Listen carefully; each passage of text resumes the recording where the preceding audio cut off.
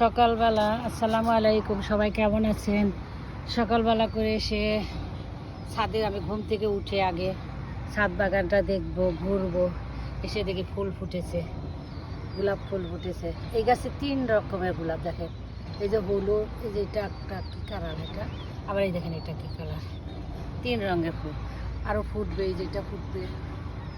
এর আগে অনেক ফুটেছিল, প্রত্যেকটা ডালে আছে ফুল।